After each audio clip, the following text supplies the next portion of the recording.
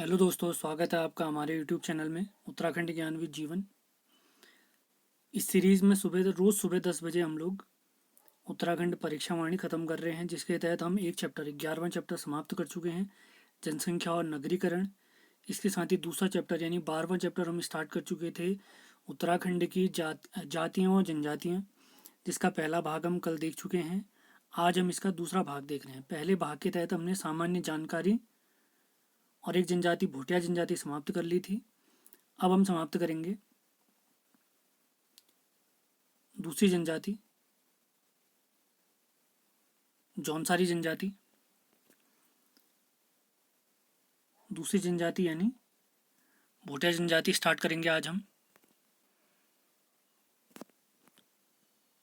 दूसरी जनजाति आज हम जौनसारी जनजाति देखेंगे, जिसके सबसे पहले अगर महत्वपूर्ण तथ्य हम देखें तो सबसे पहला महत्वपूर्ण तथ्य होता है, यह गढ़वाल का सबसे बड़ा जनजातीय समूह है।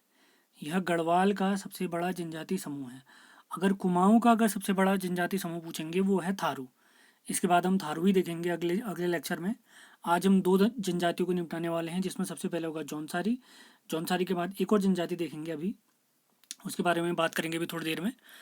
तो अगर इनका विस्तार देखें हम, जो हमारी जौनसारी जनजाति है, इनका विस्तार कहाँ है, तो इनका विस्तार है हमारे जौनसार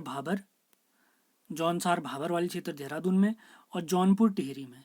तो जौनसार भाबर में इनका विस्तार तो है। और इसके बाद आता है एक और क्षेत्र, पराग नेकान क्षेत्र, जो कि उत्तरकाशी में स्थित है। तो जौनसार भाबर के अंतर्गत कौन कौन से स्थल आते हैं, तो इसके अंतर्गत जो जो स्थल आते हैं उनके नाम मैं बताता हूँ।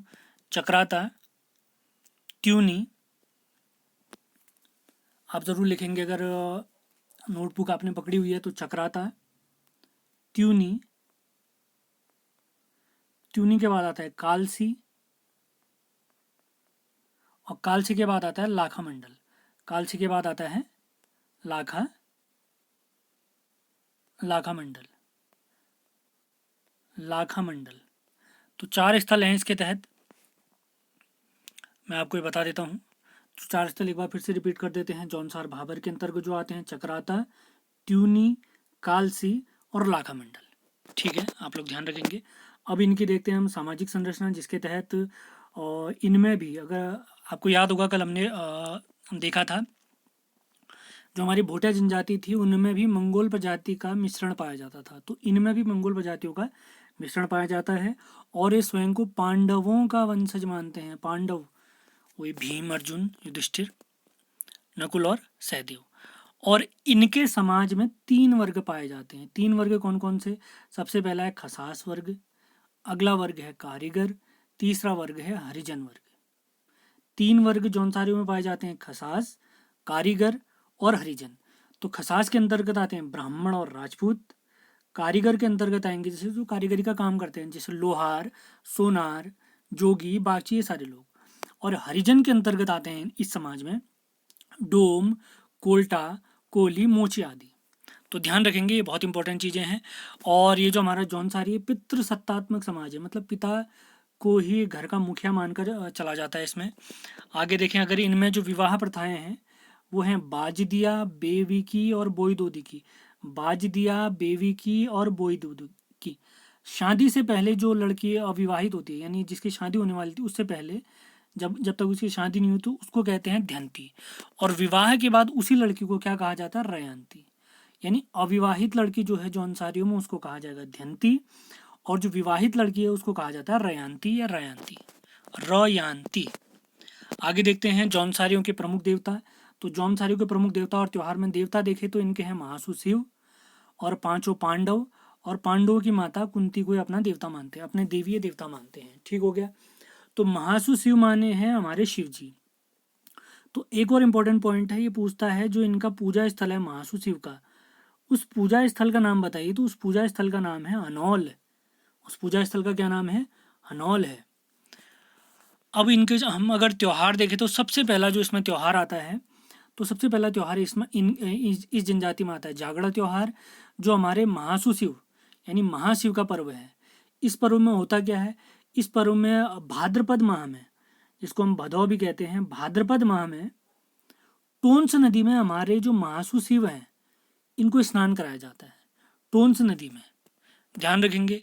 अगला जो पर्व है बैसाखी, बैसाखी को इनके जौनसारियों में बिस्सू नाम से मनाया जाता है और ये लगातार 4 दिन चलता है। और बिस्सू के दौरान ही, इसी पर्व के दौरान ये चावल का एक पापड़ खाते हैं जिसको साकुली साकुली या लाडू कहते हैं। क्या कहते हैं? चावल का जो पापड़ ये बैसाखी के दौरान सेवन करते हैं, चावल के पापड़, उसको साकुली या लाडू कहा जाता है। तो ध्यान रखेंगे आप लोग। अगला जो पर्व है वो आता है विजयदशमी पर्व माफ करें, विजयदशमी या दशहरा पर्व। तो इसको ये जौनसारी में पंचाई या पायंता के रूप में मनाया जाता है। उसके बाद अगर देखें जन्माष्टमी, जो हमारे श्री कृष्ण जी का जन्म उत्सव होता है, तो इसको जौनसारियों में अठोई के रूप में मनाया जाता है। अठोई। एक और इनका जो पर्व है नुड़ाई पर्व है। अगर मैं आपको बताऊं, नुड़ाई पर्व जो होता है जौनसारियों में भेड़ पालकों द्वारा मनाया जाता है। और किस महीने में मनाया जाता है? तो सावन के महीने में। सावन के महीने में जौनसारियों में जो भेड़ पालक होते हैं वो एक पर्व मनाते हैं, उसका नाम क्या है? नुड़ाई पर्व। क्या है उसका नाम? नुड़ाई पर्व। ध्यान रखेंगे। अब एक और मोस्ट इंपॉर्टेंट पॉइंट आता है, दीपावली को ये जौनसारी जनजाति के लोग राष्ट्रीय दीपावली से 1 माह बाद सेलिब्रेट करते हैं, मनाते हैं तथा भीमल लकड़ी का हौला जलाते हैं। भीमल नामक एक लकड़ी होती है, उसका हौला जलाते हैं, यानी उसको जलाते हैं। अगला बहुत महत्वपूर्ण मेला है वीर केसरी मेला। ये मेला बनाया जाता है 3 मई को। अब ये वीर केसरी हैं कौन? हमारे जो नेताजी सुभाष चंद्र बोस थे, उनकी एक सेना थी, आज़ादी के लिए उन्होंने बनाई थी आज़ाद हिंद फौज। तो उसी के एक सैनिक थे हमारे वीर केसरी। तो इनको फांसी दी गई थी 3 मई 1945 को चौलीथात नामक जगह पे। चौलीथात नामक जगह पे। तो इन्हीं की याद में वीर केसरी मेला मनाया जाता है 3 मई को चौलीथात में। ध्यान रखेंगे। वीर केसरी चंद कौन थे? आज़ाद हिंद फौज के एक सैनिक थे। आज़ाद हिंद फौज के नेता कौन हुए? हमारे नेताजी सुभाष चंद्र बोस जी। आप लोग ये बताएंगे नेताजी सुभाष चंद्र का वो जो ये जन्म दिवस होता है वो किस दिन मनाते हैं? एक और पर्व जो इनसे रिलेटेड है वो मरोज पर्व है। ध्यान रखेंगे, मरोज पर्व। अगला पर्व ये मनाते हैं संतान प्राप्ति के लिए। इस पर्व का नाम है जौनसारियों में जो प्रमुख पर्व है भिरोली पर्व, जिसको संतान प्राप्ति के लिए आयोजित किया जाता है। ध्यान रखेंगे, इंपॉर्टेंट पॉइंट है। अब देखते हैं जौनसारियों के प्रमुख नृत्य और लोकगीत। नृत्य अगर देखें तो इनमें नृत्य हैं हारुल या परात नृत्य और पत्तेबाजी नृत्य। पत्तेबाजी नृत्य। पत्तेबाजी नृत्य अगर मैं बताऊं तो अभी हमने दीपावली वाला देखा था। तो दीपावली के दौरान ये लोग एक तो भयलो नृत्य करते हैं, भयलो नृत्य, और एक नृत्य करते हैं पत्तेबाजी नृत्य। दीपावली के दौरान जौनसारियों द्वारा किए जाने वाले नृत्य कौन कौन से हैं? एक भयलो नृत्य है और पत्तेबाजी नृत्य है। ध्यान रखेंगे, मोस्ट इंपॉर्टेंट है। अब देखते हैं इनके लोकगीत। लोकगीत हैं इनके हारुल, मांगल और केदार छाया। हारुल, मांगल और केदार छाया। अब देखते हैं इनकी जो प्रमुख वेशभूषा है हमारे जौनसारियों की, मोस्ट इंपॉर्टेंट। ध्यान रखेंगे वेशभूषा। तो सबसे पहली वेशभूषा है झंगोली। झंगोली क्या होता है? ये एक ऊनी कोट या पायजामा है। सिंपल सा आपसे पूछ देंगे झंगोली जो एक वस्त्र है किस जनजाति से संबंधित है? तो ध्यान रखना है। अगला जो इनका वस्त्र है डिगुबा, ये एक प्रकार की ऊनी टोपी है, ऊन की टोपी। मोस्ट इंपॉर्टेंट ये है डांट। सिर पर पहना जाने वाला रुमाल। सिर पर महिलाओं द्वारा पहना जाने वाला एक प्रकार का रुमाल है। अब आल क्या है? जो जौनसारियों में ये रंग बिरंगे जूते होते हैं जिनको जौनसारियों में आल कहा जाता है। क्या कहा जाता है? आल कहा जाता है। अब आते हैं इंपॉर्टेंट फैक्ट में, राजनीतिक संस्थाएं देखते हैं। तो यहाँ जो ग्राम पंचायतें होती हैं उनको खुमरी कहते हैं। हम जैसे हमारे यहाँ क्या होती है, ग्राम पंचायत होती हैं, तो जौनसारियों में उसको खुमरी कहा जाता है। और जो खुमरी के प्रमुख होते हैं तो उनको सयाना कहते हैं या ग्राम सयाना कहते हैं। क्या कहते हैं? सयाना या ग्राम सयाना कहते हैं। अब क्या होंगे, जब खुमरी में क्या होगा, गांव गांव मिलेंगे। जब बहुत सारे गांव मिलेंगे तो वही क्या बन जाएगी? खत खुमरी बन जाएगी। 2 या 2 से अधिक गांवों के समूह को खत खुमरी कहते हैं। और जो खत खुमरी का जो मुखिया होता है तो उसको कहते हैं खत सयाना। उसको कहते हैं खत सयाना। एक बार फिर से रिपीट कर देता हूँ, जो खुमरी का जो प्रमुख होंगे व्यक्ति वो होंगे सयाणा, और जो खत खुमरी इसके जो प्रमुख होंगे उनको कहेंगे खत सयाणा। तो ध्यान रखेंगे। अब देखते हैं कुछ अन्य महत्वपूर्ण तथ्य जौनसार से रिलेटेड। जौनसारियों के प्रथम समाज सेवी माने जाते हैं केदार सिंह जी। इनके प्रथम कवि माने जाते हैं पंडित शिवराम जी। पंडित शिवराम जी। अभी मैंने थोड़ी देर पहले आपको एक बताया था व्यक्ति के बारे में, 3 मई को उनका मेला लगता है, वीर केसरी जी। तो पंडित शिवराम जी ने किताब लिखी है जिसका नाम भी वीर केसरी है। तो वीर केसरी नामक एक पुस्तक है, उसके राइटर हमारे जौनसारी कवि पंडित शिवराम जी हैं। आप लोग ध्यान रखेंगे, मोस्ट इंपॉर्टेंट पॉइंट है। आगे बढ़ते हैं। फादर ऑफ जौनसार भाबर कहे जाते हैं भाव सिंह चौहान जी। और जौनसार में संगीत के जौनसार भाबर वाले क्षेत्र में और संगीत के जनक माने जाते हैं हमारे नंदलाल भारती जी। नंदलाल भारती जी। उम्मीद है आपको ये लेक्चर पसंद आ रहा होगा। अगर आपको पसंद आ रहा है तो इसको आपने लाइक करना है। जो सवाल मैं पूछ रहा हूँ उसका वीडियो समाप्त होने के बाद उसका आप आंसर भी देंगे। अगर आपको कहीं पर कोई समस्या हो रही है, कोई सवाल हो रहा है, तो आप कमेंट बॉक्स में ज़रूर पूछ सकते हैं। मैं आप सभी के जवाब देने के लिए यहाँ पर मौजूद हूँ। अब आगे देखते हैं अगली जो जनजाति हम देख रहे हैं। सबसे पहले हम देख चुके थे भोटिया, उसके बाद हम देख चुके थे जौनसारी। अब तीसरी जनजाति देखते हैं राजी जनजाति। तो राज्य की न्यूनतम जनसंख्या वाली जनजाति कौन सी है? राजी जनजाति। इनका संपूर्ण निवास स्थान कहाँ है? धारचूला, डीडी हाट, कनालचन, यानी कंप्लीट ज़्यादातर ये लोग सारे पाए जाते हैं हमारे पिथौरागढ़ वाले क्षेत्र में। अगला इंपॉर्टेंट पॉइंट है, ये स्वयं को बनरौत या जंगल का राजा मानते हैं, मोस्ट इंपॉर्टेंट पॉइंट। और इनका जो आवास है वो है रौत्युड़ा। गुंडा या मुंसा याद आ रहा है आपको? हमने पढ़ा था, मैथ पढ़ा था भोटियाओं में, वो उनके निवास स्थान थे। तो रौत्युड़ा जो निवास स्थान है हमारे राजियों से संबंधित है, राजी जनजाति से संबंधित है। अब आते हैं इनके प्रमुख देवता। तो इनके प्रमुख देवता हैं बागनाथ, गणनाथ, सैम देवता, छुरमल देवता और मल्लिकार्जुन देव भी इन्हीं के देवता हैं। हमारे राज्यों के ही एक देवता हैं मल्लिकार्जुन देवता। मल्लिकार्जुन देवता ध्यान रखेंगे। अब देखते हैं इनके जो प्रमुख नृत्य हैं। जैसे अभी हमने देखा था जौनसारियों में पत्तेबाजी नृत्य देखा था, भाइलो नृत्य देखा था। तो वैसे ही हमारे राज्यों में एक प्रसिद्ध नृत्य है जो विशेष अवसरों पे ये लोग करते हैं। इसका नाम है थड़िया नृत्य। थड़िया नृत्य। आगे है इनके जो प्रमुख पर्व हैं। जैसे कर्क संक्रांति को ये कारक के रूप में मनाते हैं और मकर संक्रांति को ये लोग मकारा के रूप में मनाते हैं। ठीक है, ध्यान रखेंगे। जो इनकी प्रमुख बोली है उसको मुंडा कहते हैं। और इन्हीं में राजी जनजाति में ही एक प्रकार की विवाह व्यवस्था मौजूद है जिसको पलायन विवाह व्यवस्था कहते हैं। और आपको याद होगा भोटिया में हमने पढ़ा था गमैया व्यापार पद्धति। गमैया व्यापार पद्धति। तो मूक विनिमय या अदृश्य विनिमय ये पाया जाता है हमारा राजी जनजाति में। तो ध्यान रखेंगे, राजी जनजाति में पाया जाता है मूक विनिमय या अदृश्य विनिमय। विनिमय मतलब आदान प्रदान, व्यापार। मोस्ट इंपॉर्टेंट पॉइंट अगला, ये हमारे राजी जनजाति के प्रथम विधायक हैं गगन सिंह रजवाड़ जी। गगन सिंह रजवाड़ जी। इसी के साथ हमारी ये जनजाति भी समाप्त होती है। इसके मोस्ट इंपॉर्टेंट पॉइंट जितने थे मैं सारे निपटा चुका हूँ।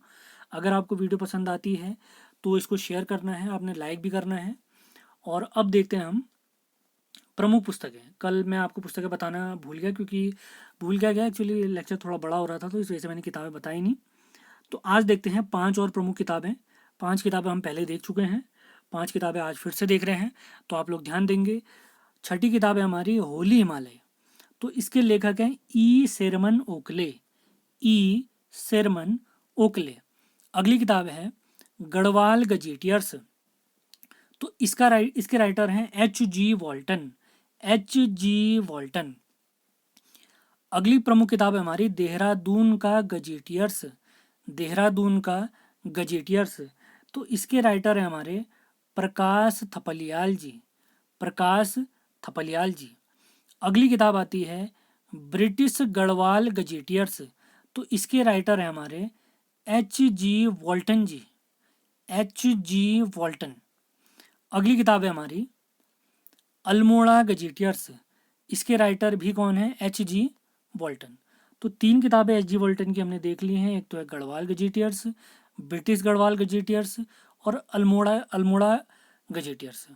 तो आप लोग के लिए एक सवाल है, हिमालयन फोकलोर, हिमालयन फोकलोर पुस्तक के राइटर कौन है? अगली किताब है आपके लिए, एशिया की पीठ पर, इस पुस्तक के राइटर कौन है? ये दो किताबों के राइटर भी आपने बताने हैं, और इससे पहले जो किताब मैं बता चुका हूँ उनको भी आपने ध्यान से पढ़ना है। अब देखते हैं 5 व्यक्तियों के उपनाम। 5 व्यक्तियों को हम पहले ही देख चुके हैं, अब 5 अन्य व्यक्तियों के उपनाम हम और देखते हैं। तो पहले हैं गुमानी कवि, इनका उपनाम है गुमानी कवि, और इनका जो वास्तविक नाम है वो है लोक रत्न पंत। अगले हमारे व्यक्ति हैं सुमित्रा नंदन पंत जी, तो इनका ही उपनाम है गुसैं या सैं। तो आपके लिए एक सवाल है, ज्ञानपीठ पुरस्कार मैंने पढ़ाया था आपको, आपको ज़रूर याद होगा।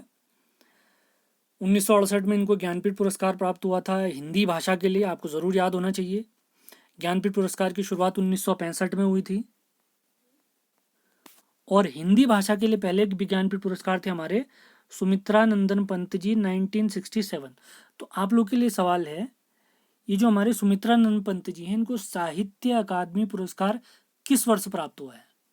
सवाल फिर से रिपीट कर देता हूँ, सुमित्रा नंदन पंत जी को साहित्य अकादमी पुरस्कार किस वर्ष प्राप्त हुआ है? अगला उपनाम देखते हैं हम, गौरा देवी जी। तो इनका उपनाम है चिपकोपुमन। गौरा देवी जी का उपनाम है, अन्य नाम है चिपकोपुमन। तो आपके लिए एक बार फिर से एक और सवाल है, गौरा देवी जी को वृक्ष मित्र पुरस्कार, गौरा देवी जी को वृक्ष मित्र पुरस्कार किस वर्ष प्राप्त हुआ है? और दूसरा सवाल है आपके लिए एक बार फिर से यहाँ पर, चिपको आंदोलन किस वर्ष प्रारंभ हुआ था? चिपको आंदोलन किस वर्ष प्राप्त हुआ था? अगला सवाल है, अगली जो महिला है, अगले जो व्यक्ति हैं जिनका उपनाम हम देखेंगे, जिया रानी जी हैं। इनको कहते हैं कुमाऊं की झांसी की रानी, कुमाऊं की झांसी की रानी। तो जिया रानी जी का एक एक उपनाम और है, तो आपने वो कमेंट बॉक्स में लिखकर ज़रूर बताना है। अगर आप लोग सीरियस होंगे पढ़ने के लिए तो पूछे गए सारे सवालों के आंसर देखें। मैं चाहता हूँ कि हमारे वीडियो वही लोग देखें जो सीरियस हैं पढ़ने के लिए। खाली यहाँ ऐसे घूम घाम के लिए आना चाह रहे हो, खाली देखा छोड़ दिया तो कोई फ़ायदा नहीं। अपना फ़ायदा करना चाह रहे हैं, भविष्य में कहीं नौकरी में निकलना चाह रहे हैं, तो इस वीडियो को कम्प्लीटली देखना है, बढ़िया से देखना है। जो जो प्रश्न में पूछा हूँ उनके आंसर भी देने हैं आपने। अगले हैं हमारे तीलू रौतेली जी। तो इनका उपनाम है गढ़वाल की झांसी की रानी। तो तीलू रौतेली जी का जो उपनाम है वह गढ़वाल की झांसी की रानी है। तो उम्मीद है आपको ये वीडियो पसंद आ रहे होंगे, हम आपके लिए ऐसी वीडियो लाते रहेंगे। कल हमारी जनजातियों का आखिरी भाग होगा, कल जनजातियाँ चैप्टर का हमारा आखिरी भाग होगा, जिसमें हम बची हुई 2 जनजातियाँ ख़त्म कर देंगे, जिसमें हमारी एक थारू बची है और एक बची है हमारी बोक्सा जनजाति। कल वो दोनों जनजातियाँ हम समाप्त कर देंगे। और इसी के साथ और आज रात हम देखेंगे उत्तराखंड का एक और प्रैक्टिस सेट। तो आप लोग हमारे साथ बने रहें। तो प्रैक्टिस सेट में भी आपने ज़रूर भाग लेना, उसमें मैं नए सवाल तो ले रहा हूँ और पुराने सवाल भी ले रहा हूँ। उम्मीद है इससे पहले के जितने भी हमारे वीडियो आए होंगे आपको पसंद आ रहे होंगे। आपने नोट्स बनाने हैं, अपने नोट्स ज़रूर बनाने हैं, अगला कोई बनाए ना बनाए, आपने ज़रूर नोट्स बनाने हैं। उम्मीद है आपको हमारा प्रयास पसंद आ रहा है तो इसको शेयर ज़रूर करें, सब्सक्राइब करें, हमारे साथ बने रहें, घर पर रहें, स्वस्थ रहें, हमारे वीडियो देखते रहें। धन्यवाद।